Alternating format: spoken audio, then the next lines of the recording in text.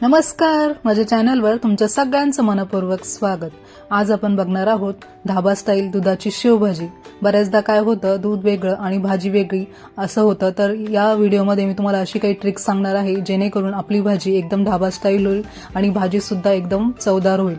तर हा व्हिडिओ शेवटपर्यंत नक्की बघा। तर चला तर मग आजच्या रेसिपीसाठी सुरुवात करूया। आजच्या रेसिपीसाठी अगदी कमी साहित्य लागणार आहे आपल्याला।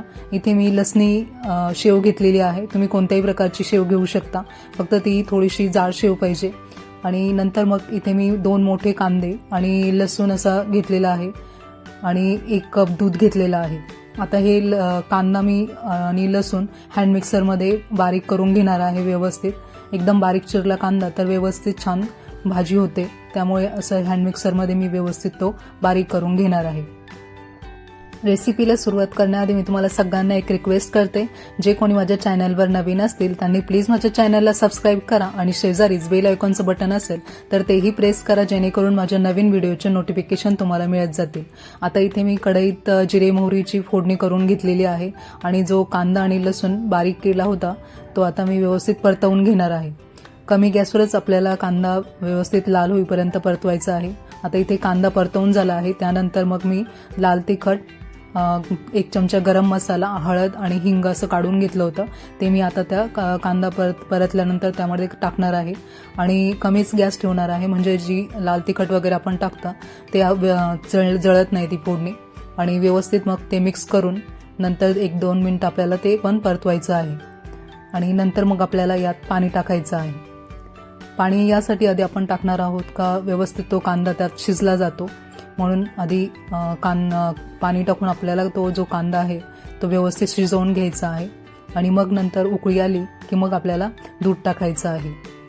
आता चवीपुरतं मीठ टाकलेलं आहे मी त्यामध्ये आणि मग नंतर थंड दूध आपल्याला टाकायचं आहे, गरम दूध टाकायचं नाही आहे। आता इथे पाण्याला आपल्या उकळी आलेली आहे आणि मग आपण त्यामध्ये दूध टाकणार आहोत। दूध टाकताना गॅस कमीच ठेवायचा आहे, कारण जर गॅस फुल असेल तर बऱ्याचदा दूध म्हणजे त्यामध्ये फुटतं भाजीमध्ये, मग भाजी वेगळी आणि दूध वेगळं असं दिसतं आणि भाजी आपली खराब होते। अशा प्रकारे जर तुम्ही भाजी केली तर भाजी खूपच चविष्ट होते आणि जर भाजीला कधी काही नसेल तर आपण अशी शेवभाजी करू शकतो। त्यामुळे ही रेसिपी तुम्ही नक्की ट्राय करा आणि मला कमेंट करून सांगा तुम्हाला ही रेसिपी कशी वाटली ते। आता दूध टाकल्यानंतर मी गॅस कमीच ठेवलेला आहे आणि मग 1-2 उकळी आली की गॅस बंद करणार आहे।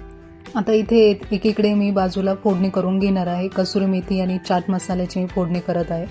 चाट मसाला ऑप्शनल आहे, पण कसुरी मेथीमुळे भाजीला चव छान लागते, त्यामुळे कसुरी मेथीची मी फोडणी करून घेत आहे। तेल तापलेलं आहे त्यामुळे मी गॅस बंद केलेला आहे। इथं कसुरी मेथी आणि चाट मसाला मी फोडणीमध्ये टाकणार आणि ती फोडणी करून घेणार आहे, पण ही फोडणी आपल्याला लगेच टाकायची नाही आहे।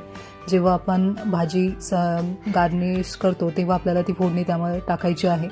आता मी इथे बाउलमध्ये भाजी काढून घेतली आहे आणि मग त्यामध्ये शेव डिप करणार आहे। शेव सगळ्यात शेवटी टाकली आहे, कारण मग नंतर आधीच जर गॅस चालू असताना शेव टाकली असती तर त्याचा गाळ झालेला असतं, म्हणून मग आता शेव आपली व्यवस्थित टाकल्यानंतर डिप केल्यानंतर मग मी त्यावरती फोडणी ओतणार आहे आणि मग नंतर यावर आपल्याला कोथिंबीर टाकायची आहे। अशा प्रकारे आपली ढाबा स्टाईल दुधाची शेवभाजी रेडी आहे।